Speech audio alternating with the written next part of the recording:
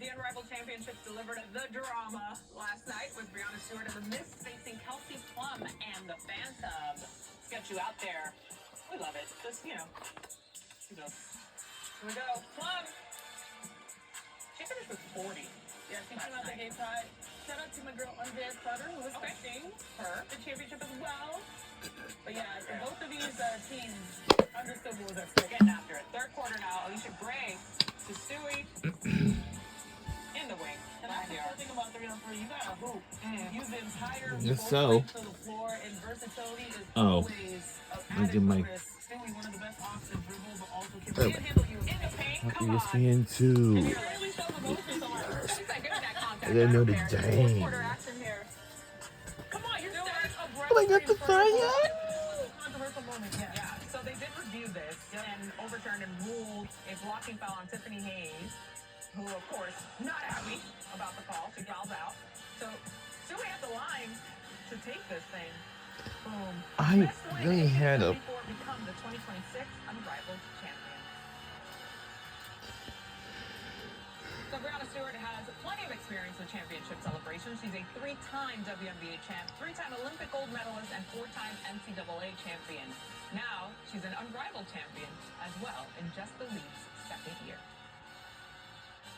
Coming off Miss Champagne Silk celebration after their Unrivaled title win, one of the key pieces of that championship squad is with us now. We welcome in the champ, the finals MVP, Brianna Stewart is in the house. Thanks for being with us. Thank you for having me. And yeah, you're right. This champagne celebration was a lot. So I'm happy this is in the afternoon, so I had a little bit of time to kind of. So Brianna Stewart joins the show on ESPN 2 on NBA Today. You know, I'm I'm feeling guessing. like I'm halfway recovered. I'm on my way, so hopefully by dinner time I'll be feeling really good. The charge for the party last night.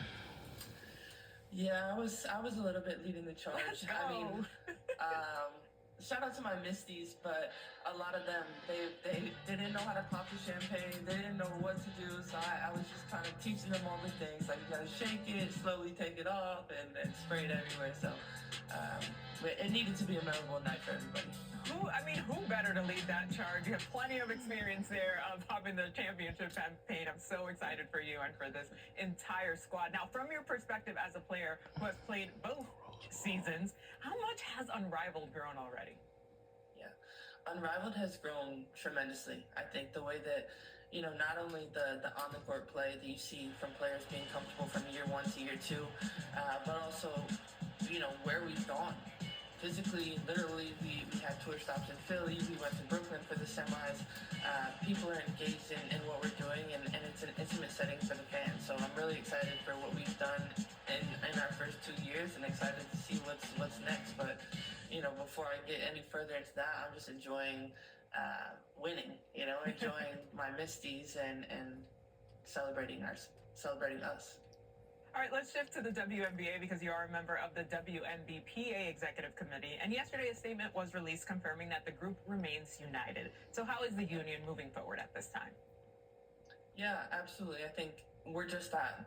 The union, specifically the EC, we remain united. And I think that, you know, obviously knowing and talking about the letter that Plum and I sent to our executive director, Terry, was supposed to be handled in a private matter, and we're really it's really unfortunate that it became public, because, you know, we want to handle our conversations, our hard conversations internally, but I think that, you know, we're battle tested. We've gone through adversity.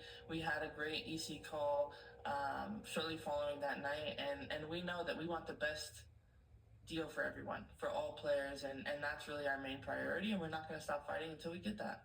Yeah, now that it is out in the open, even though it's not what you intended, what was the intention behind that letter, knowing now that you did want it to be sort of kept in the cone? Yeah, the biggest intention behind the letter was just to really regroup and get us all back on the same page and understanding that, you know, no matter which way we go in this negotiation, we want to make sure that it's the right one for us, and really making sure that we're kind of checking all of our boxes as we go step by step. And you know, maybe we had to take 2 steps back to go 3 steps forward, and that's something that we're willing to do. Like I said, to make sure that, you know, this is a deal that's going to be monumental no matter what way you look at it. But for more than just the Supermax players, for more than just the rookies coming in or the #1 draft picks, we want every player from the top to the bottom to feel really excited about the deal that we're going to have and excited to get back on the court in the W. Yeah, have you been able to speak with Terry directly at this point? Yeah, we definitely have spoke. She was on our EC call. Plum and I talked to her even before that, and you know, all got on the same page that it's like, you know, this was something that was meant to be, like I said, an internal matter, and really, you know, not what we wanted for it to be out in the open. But now that it has, it's like, how do we move forward? And this is how we move forward in unison and really just getting to this together. I love that you said the part about moving forward, because what is most important right now for the players, knowing that 80% of the union voted to continue the negotiations? Yeah. The most important piece for the players right now is to make sure that we're continuing to be a part of, obviously we're a part of the revenue share no matter which way you look at it, but that percentage is a place that we feel happy, that we're continuing to grow as the league grows, and that, you know, we have our other benefits that we want, that are housing, retirement benefits, and just being able to kind of negotiate the core. So there's, you know, we want to make sure that the revenue is going up year over year, but also those other pieces on the side where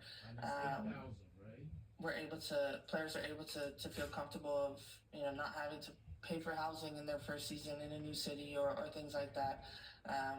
So basically, like I said, trying to meet the standards and fill the needs of all players, no matter what contract size they have. Yeah, Brianna, I just want to say I really appreciate your candor here in all of this as you sort of juggle the two feelings of the happiness of this win, but then also going through all of this in your position here as a leader for this union. And of course, there's a lot of attention on that March 10th deadline for a new WNBA collective bargaining agreement.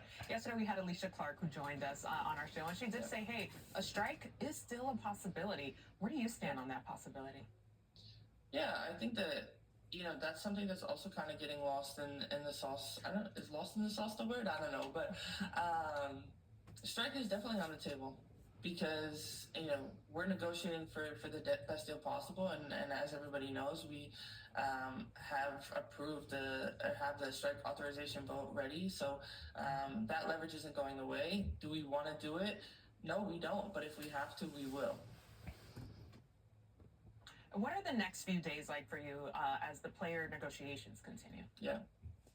Honestly, the next few days I'm sure are going to be extremely busy. I am a little, like, selfishly, I'm happy that we won the championship. Now that is going to be behind me. So where we can all just continue to be locked in and our schedules can be a little bit freer, knowing that there is this potential March 10th date, and we're going to work as hard as we can up into that and potentially through that. Yeah, Brianna, a lot going on for you this week. I hope that you continue to get the chance to also just live in the celebratory moment as well as you continue to fight the good fight. All right, thank you so much for joining us today, and continue your recovery. Congrats again. I know. Thank you so much for having me. We're now 5 days away from the WNBA's deadline for a new CBA agreement to keep